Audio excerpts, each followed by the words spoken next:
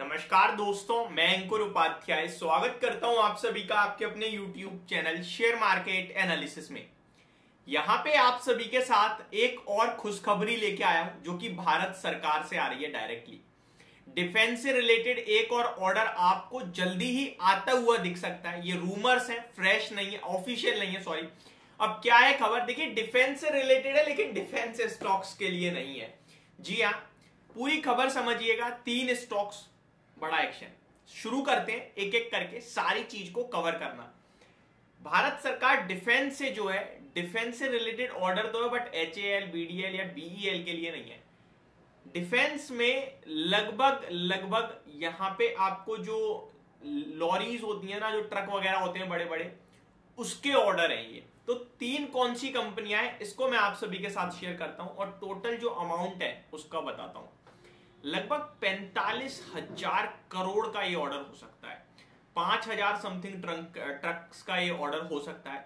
अब 3 कौन सी कंपनियां हैं जिनको बड़ा मुनाफा बनेगा इस ऑर्डर के चलते, इसको समझते हैं। तो एक एक करके मैं तीनों ही स्टॉक्स आपके साथ पूरी तरीके से शेयर करता हूं। एक बार दोबारा रिपीट करना चाहूंगा, ये अनऑफिशियल न्यूज है, ये रूमर्स है, रिपोर्ट है जो आई है और मैं आपके साथ शेयर कर रहा हूं। ये आगे चलकर इंप्लाइड हो सकती है, ऐसा नहीं है कि ये रूमर है, फेक है, नहीं। आएगी इस तरीके की खबर, जो कि जब रूमर्स आते हैं तो डेफिनेटली कहीं ना, वो एक कहावत है ना हिंदी में, जहां धुआं वहीं उठता है जहां पे आग लगी हो। ठीक है जी। तो 45,000 करोड़ के समथिंग का ये ऑर्डर हो सकता है और ये लॉरी यानी ट्रक्स का ये ऑर्डर है। 3 कौन कौन से स्टॉक्स हैं, तो पहला तो आप सभी को ऑटोमेटिकली समझ में आ जाना चाहिए। देखिए वैसे तो आइशर मोटर भी ट्रक बनाता है बट आइशर मोटर का इंटरेस्टिंग है कि इसमें नाम नहीं आया है। जी हाँ, आइशर मोटर भी ट्रक्स बनाता है, आपको पता है, लेकिन आइशर मोटर का नाम नहीं आया है।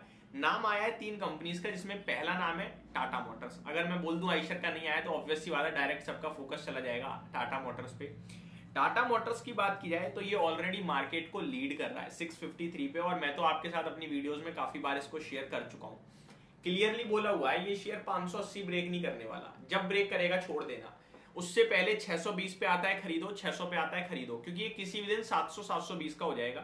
2 बार अटेम्प्ट कर चुका है बट अभी तक सक्सेस नहीं हुआ है। कंसोलिडेशन चल रहा है इस स्टॉक का। ये मत देखो ये 65 रुपए का था 2 साल पहले, ये देखो कि बीते समय में क्या हुआ है। बीते समय में ये हुआ है कि जुलाई मंथ से कंसोलिडेशन चल रहा है 600 रुपए के ऊपर का, वो भी बहुत स्ट्रॉन्ग, और बेस बन रहा है 600 के करीब। तो 600 620 तो लेने का रेंज है और 580 का स्टॉप लॉस है, और टारगेट में 700 720 आपके लिए किसी भी वक्त आ जाए तो कोई बड़ी बात नहीं है।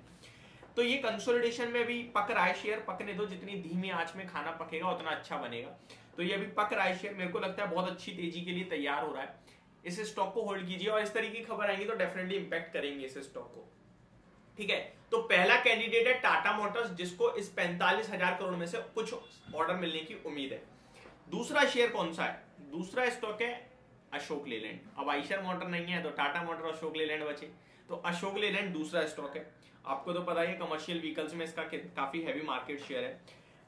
अशोक लेलैंड की बात की जाए तो 174 रुपीज पे स्टॉक ट्रेड कर रहा है। स्टॉक में नीचे से तेजी बनी 140 से, ऊपर में 190 तक शेयर का प्राइस गया। अभी आपने हाल ही में एक करेक्शन देखी है, करेक्शन में 165 रुपए का लो लगाया, रिवर्सल आ रहा है 173 74 का। टेक्निकली तो कुछ स्टॉक ज्यादा कह नहीं रहा है, लेकिन अगर मैं टाइम फ्रेम को देखूं 6 महीने के बीच में, तो मेरे को एक हेड एंड शोल्डर दिखेगा। मेरे को दिखेगा जून जुलाई में 165 रुपए पे ही था शेयर, पहला है लगभग शोल्डर बना और उसके बाद तेजी बनी 190 तक की, फिर गिरावट हुई। गिरावट में एग्जैक्टली दूसरा जो शोल्डर है वो बना 165, वहीं सपोर्ट लिया और अभी ऊपर आने की तैयारी कर रहा है। तो मेरे लिए 165 या 163 रुपए का, इनफैक्ट राउंड फिगर में 160 का कहूं तो एक सपोर्ट निकल के आ रहा है। ऊपर में 190 रुपए तक के टारगेट्स दोबारा देखने को मिल सकते हैं, और इस तरीके का ऑर्डर आता है तो वो डेफिनेटली एक पॉजिटिव इंपैक्ट जरूर क्रिएट करेगा इस स्टॉक पे। लास्ट और थर्ड नाम जो सामने आया है वो है भारत फोर्ज का, और एनालिस्ट का ऐसा मानना है कि भारत फोर्ज इस समय ज्यादा फोकस में चल रहा है, क्योंकि रिसेंटली इन्हें डिफेंस से लाइसेंस मिला है और इनका एक छोटा हिस्सा है जो डिफेंस में काम करता है, और उस छोटे हिस्से से 3,000 करोड़ के ऑर्डर की बात तो मैं ऑलरेडी आपके साथ शेयर कर चुका हूँ। और अभी इस 45,000 करोड़ में अगर भारत फोर्ज को कुछ नहीं 5,000 करोड़ का भी ऑर्डर मिल गया तो अपने आप में बहुत बड़ी बात है। भारत फोर्ज वैसे एक ऑटो एंसिलरी कंपनी है, लेकिन इसका कुछ हिस्सा डिफेंस के लिए काम करता है, और ये इनके लिए काफी पॉजिटिव साबित हो रहा है। इनके नंबर्स भी अच्छे आए थे और 1030 पे शेयर खड़ा है, यहाँ पे खोने के लिए भी ज्यादा कुछ नहीं है। 6 महीने का चार्ट देखो, कंटिन्यू हाइयर हाइस थी और हाइयर हाइस के बीच में स्टॉक ने 1150 का हाई लगाया और अभी 1020 के करीब की डिप मिली है आपको, 1030 की क्लोजिंग है। तो ये शेयर मेरे को लगता है स्टॉक टू वॉच होना चाहिए। टाटा मोटर्स और अशोक लेलैंड और भारत फोर्ज, इन तीनों में से भारत फोर्ज होना चाहिए, क्योंकि टाटा मोटर्स की अपनी एक तेजी है ईवी वाली।